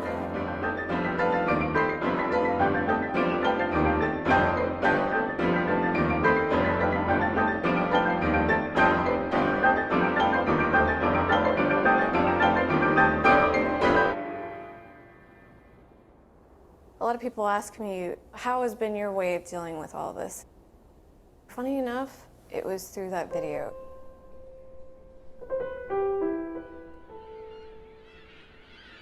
Sometimes it feels like when your family is broken that you just want to trash everything from that time period.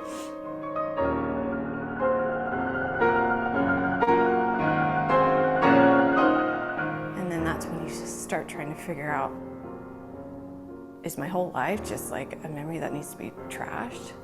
Or are there things that can be salvaged? In anyone's journey of healing from something that's been really traumatic, anger can be really cathartic and really useful and really positive. Even when we play it on stage now, it's like feels so good to be real about it. The Rite of Spring album represents our first album free from our father, and it just represents kind of coming out of so much darkness and disappointment.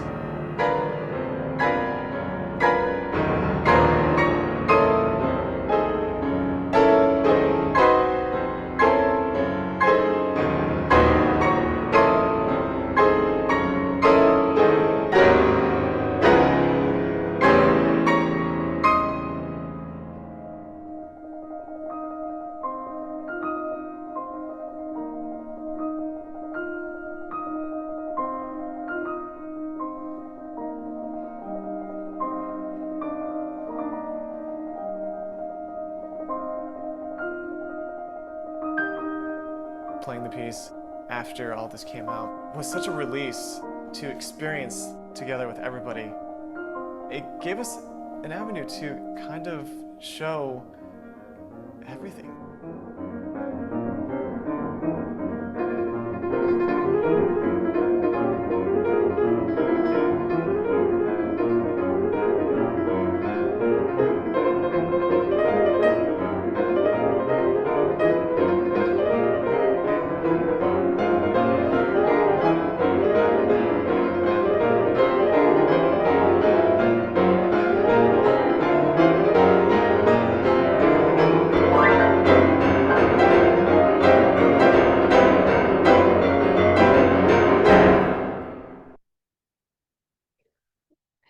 I love that scene where my sister says, trash or keep. I can tell you, like so many times I think about that. Each one of us only have maybe a box or two that we've kept from our childhood growing up years. I think because we've struggled with like trying to find like what we want to hold on to from our past and what makes the most sense. Even my daughter now is like, hey, do you have this or this from your childhood? I'm like, I don't think so.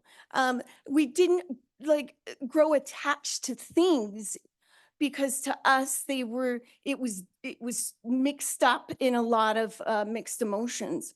But it just goes to show too, as a side note, the power of the arts, right? Like the fact that there's all these studies, Bruce Perry included, where they talk about the power of music and the power of rhythm and the healing components of that. And to think that we were literally unintentionally throwing ourselves, our emotions, our experiences into the music growing up. And this Rite of Spring album was, we call it like our album where we could break away and like toss off everything from our past and be able to really come forward on stage as real people without anything to hide. I wanted, as I've sort of talked with survivors over the years, I compiled this list of things that I have felt have been helpful for me, that people have mentioned themselves, but also things that are absolutely not helpful. And so I wanted to sort of list some of these in the do category. Listening without judgment.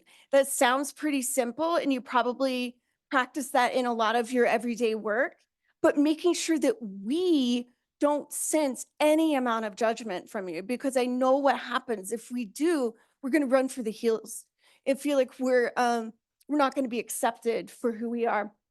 Taking their lead. This is a big one.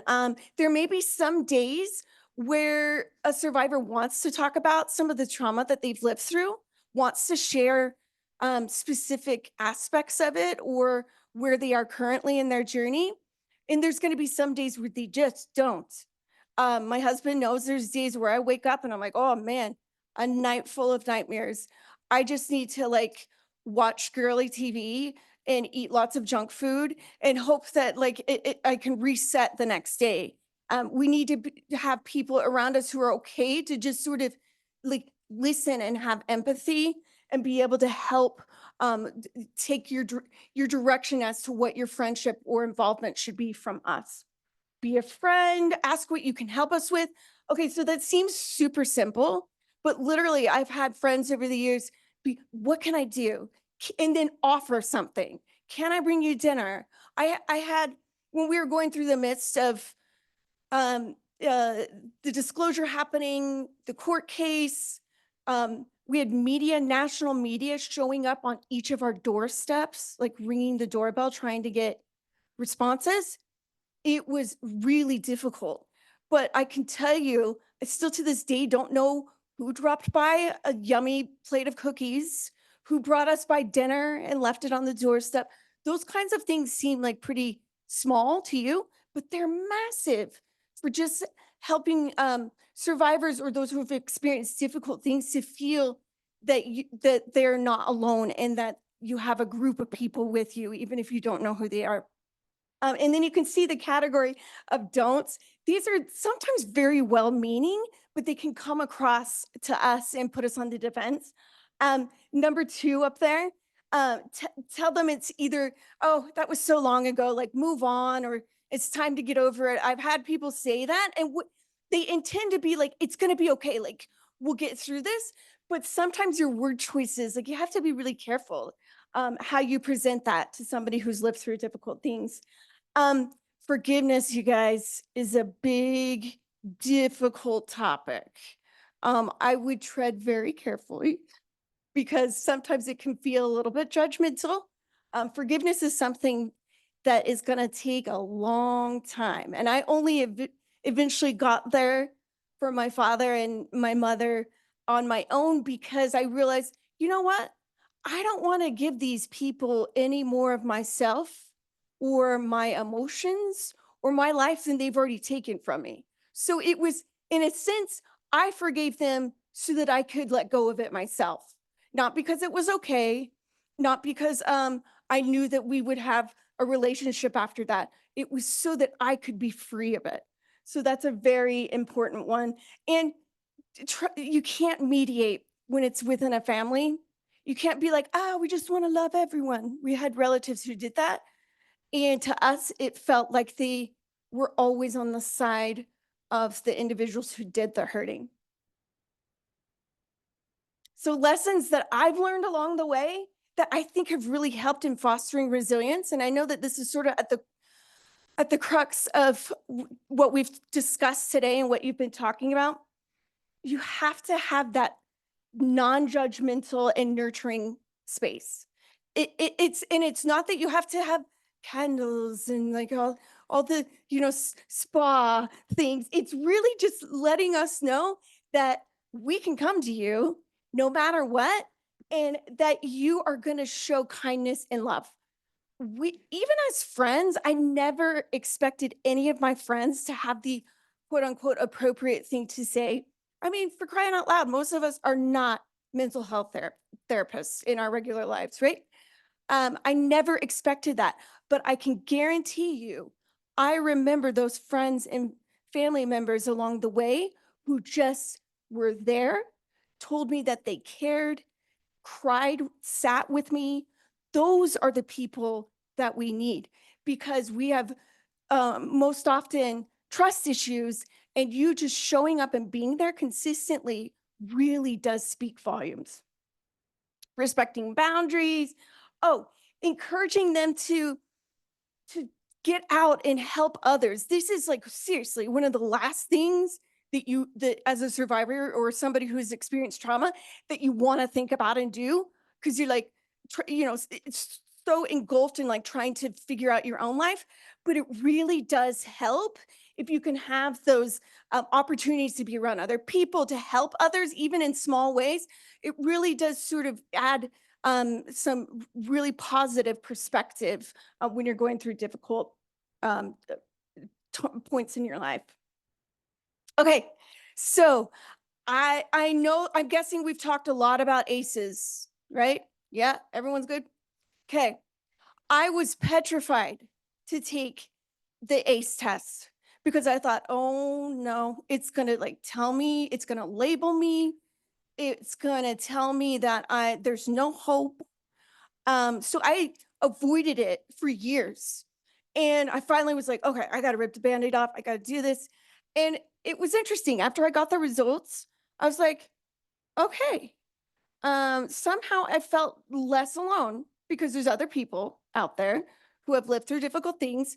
And then I started to stumble across positive childhood experiences. Raise your hand if you know much about positive childhood experiences. Oh, good. Okay. So I would encourage you to do a lot more research than we'll be able to discuss here today. But these are the things that help really, um, they contribute to really helping you to be resilient and sort of counteracting some of the ACEs. So you can see here the 7 positive childhood experiences that they've identified, and each one are. It's funny because I look at them and some of them apply to me and some of them don't. And I'm sure that's how it's going to be with everybody, just like with ACEs, right? We're not all going to have every single ACE apply to us personally, but many of these I have realized as an adult had a very positive outcome in my healing journey much, much later. And they really do buffer those difficult ACE scores and the trauma that sometimes comes along in our childhood and in our lives. Okay, so I appreciate that the fact that here's what the positive childhood experiences have been shown to do. They really can help mitigate those negative effects and help with your mental health as adults. It reduces the risk of depression and poor mental health, even after you take into account the ACEs that you've had. So the really the more positive childhood experiences that you have, the better your mental health is going to be as an adult. So I love the fact that it's not like you're branded with your ACEs and there's no hope, that there really are things that you can find in your life that have helped you to really get to where you need to be. And I don't have time to go through all of these, but these are some of the things that I have found through my life. Just because you show resilience does not mean that you're always going to show it or feel it. It's like anything else in our lives where you're going to have moments where you're like, yeah, I got this, and then moments where you just need to give in to the sadness for a bit or the anger, and then look forward with a healthy optimism for the next stage.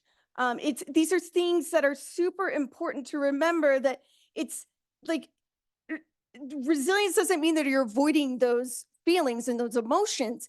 It just means that you know that they're there and you're willing to do everything that you can to continue to push on. And it doesn't mean that you're, avoiding things or trying to you know make sure that it's only one time that you're going to have to show resilience. This is a very, as it says, a linear path that we need to make sure to allow ourselves to take in those in our close circles. So this is a new one I've come across. And I can really relate to this because I feel like a lot of my healing and um, from the past trauma has come through my adult years, right? I mentioned with my husband, with my adult siblings. These are things that have really added, I think, to if we're thinking of a scale of the ACEs, these are things that have helped shift it in my favor. And one of the biggest things was having the opportunity to work with Prevent Child Abuse Utah. My work, I love being on the prevention side. I love being able to feel like I can take difficult things from my past and really help prevent it and strengthen families who are maybe on the path to having bad or difficult things happen in their family. There's something really healing about knowing that you can take those difficult things and flip them and do everything that you can to help others. I was going to show one more clip, but I think I'll forego. It really just sort of ties up the fact that there's difficult moments. There always will be. We all have them. Not everybody's going to have the same trauma as I do. I'm not going to have the same trauma as you. There's no rating who has the worst. We all are in this together. But there's so much hope to be found. There's so many beautiful, wonderful things. We at times may need to physically search them out to find them. I mean, beautiful moments, like being able to raise my daughter, who's now 14, with my wonderful husband, and be able to sort of craft what I wish I had had. Like, I look at that every day, look at her, and think, what an amazing opportunity to be able to explore a healthy childhood and to see it in action. We have the beautiful mountains, we have each other, close friendships. Like, the silver lining through all of this for me has been the incredible lifelong friendships that have formed through me talking about difficult things in my life. Friends that I know I could turn to in a heartbeat for anything. People I would have never met or come in contact with. Those are the things that keep us going. Those are the things that keep us from succumbing to all the difficult things that we come up against in our lives. So I challenge you, sit down today, write a list of even just a handful of things that you can look back on. Beautiful, wonderful things that give you hope, that give you comfort, that give you peace. Write them, keep them in a place where you know you can look at them on those dark and difficult days. And then just focus on one. Allow yourself to see it, to feel it. And it does really help to buffer those difficult days. And we're all going to have those dark moments. We're all going to have opportunities where we need to heal and we need to grow. And that's part of what this life is about.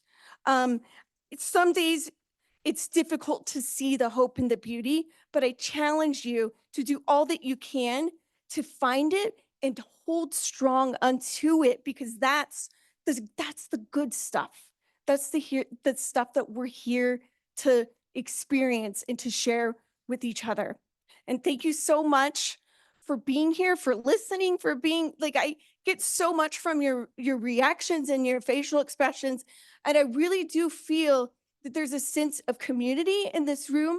And I appreciate all the work that you do, both for families and